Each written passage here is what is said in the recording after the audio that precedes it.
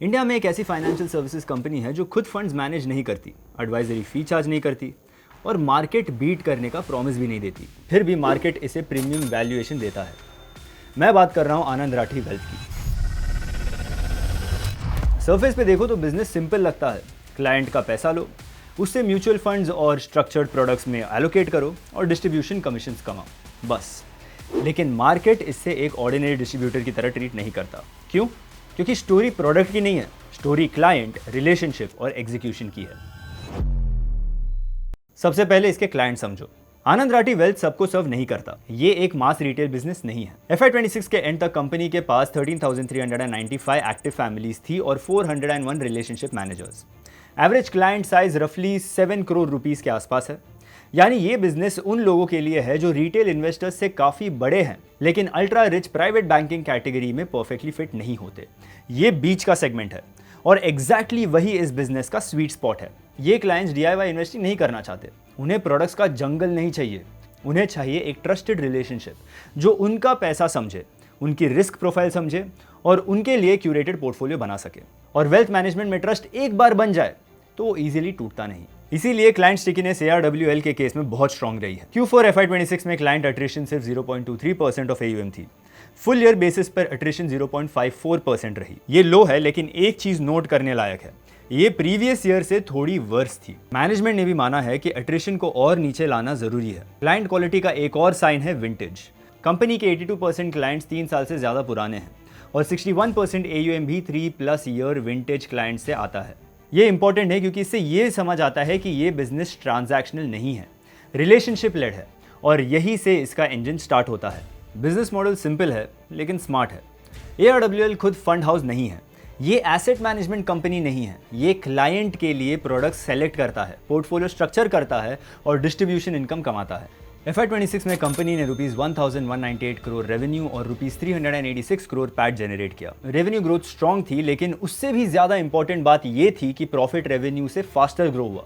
मतलब सिर्फ बिजनेस बढ़ नहीं रहा था, बिजनेस ज्यादा एफिशिएंट भी हो रहा था। मॉडल का स्ट्रक्चर काफी बैलेंस्ड है। म्यूचुअल फंड्स बिजनेस को स्टेबिलिटी देते हैं, स्ट्रक्चर्ड प्रोडक्ट्स मार्जिन्स को पुश करते हैं। दोनों मिलकर recurring plus profitable mix create करते हैं। इसीलिए बिजनेस का रेवेन्यू बेस स्टिकी भी दिखता है और मार्जिन्स भी हेल्दी रहते हैं। ROE FY26 में 46.7% था और किसी भी एसेट लाइट फाइनेंशियल बिजनेस के लिए ये नंबर बहुत स्ट्रॉन्ग माना जाएगा। अगर इसे सिंपल भाषा में बोले तो कंपनी को ग्रोथ के लिए बहुत ज्यादा कैपिटल नहीं चाहिए। क्लाइंट रिलेशनशिप स्ट्रॉन्ग है और जब सेम प्लेटफॉर्म्स पर ज्यादा बिजनेस आता है तो प्रॉफिटेबिलिटी और इंप्रूव होती है। रियल एज प्रोडक्ट में नहीं, एग्जीक्यूशन में है। अगर आप सिर्फ इतना समझो कि कंपनी म्यूचुअल फंड्स और स्ट्रक्चर्ड प्रोडक्ट बेचती है तो आप सिर्फ हाफ स्टोरी देख रहे हो। असली डिफरेंस आता है एग्जीक्यूशन में। ARWL का मॉडल और लोग हायर करो और ग्रो करो वाला नहीं है। ये सेम RM, सेम क्लाइंट, ज्यादा वॉलेट शेयर वाला मॉडल है। यानी एक रिलेशनशिप मैनेजर टाइम के साथ एक ही क्लाइंट के साथ ज्यादा बिजनेस बिल्ड करता है, ट्रस्ट डीपन होता है, मोर प्रोडक्ट्स प्लेस होते हैं, रेवेन्यू पर क्लाइंट बढ़ता है। इसी वजह से बिजनेस में ऑपरेटिंग लेवरेज दिखता है। कंपनी का ट्रैक रिकॉर्ड भी ये सपोर्ट करता है। ये 18th लगातार क्वार्टर था जहां पैट 20% से ज्यादा ईयर ऑन ईयर ग्रो हुई। ये कंसिस्टेंसी कैजुअली नहीं आती, इसके पीछे प्रोसेस होता है। RM ट्रेनिंग भी काफी डेलिबरेट है। FY26 में 45 नए RMs ऐड हुए और उनमें से 78% इन हाउस ट्रेंड थे। यानी कंपनी अपनी एडवाइजरी कल्चर खुद बिल्ड करती है, सिर्फ लैटरल हायरिंग पर डिपेंड नहीं करती। ये छोटी बात नहीं है। वेल्थ मैनेजमेंट में बिजनेस का रिस्क सिर्फ प्रोडक्ट्स नहीं होता, रिस्क होता है कि क्लाइंट इंस्टीट्यूशन के साथ लॉयल है या इंडिविजुअल RM के साथ। इन हाउस कल्चर बिल्ड करने का पर्पस यही होता है, फ्रैंचाइज को इंडिविजुअल बैंकर्स से इंस्टीट्यूशन ड्रिवन बनाना। मैनेजमेंट ने एक और चीज क्लियरली बोली है, एक्सपेंशन कंपनी ओन्ड ब्रांचेस से ही होगा। फ्रैंचाइजी रूट अवॉइड किया गया है। ये स्लोअर लग सकता है लेकिन कंट्रोल और कंसिस्टेंसी के लिए बेटर होता है। अब थोड़ा अनकंफर्टेबल पार्ट। अब तक स्टोरी स्ट्रांग लगती है और लार्जली स्ट्रांग भी है, लेकिन कुछ अनकंफर्टेबल पॉइंट्स भी है। सबसे पहला, AUM ग्रोथ FY26 में स्लो हुई। बिजनेस ग्रो हुआ लेकिन पहले के स्ट्रॉन्गर पेस से नीचे।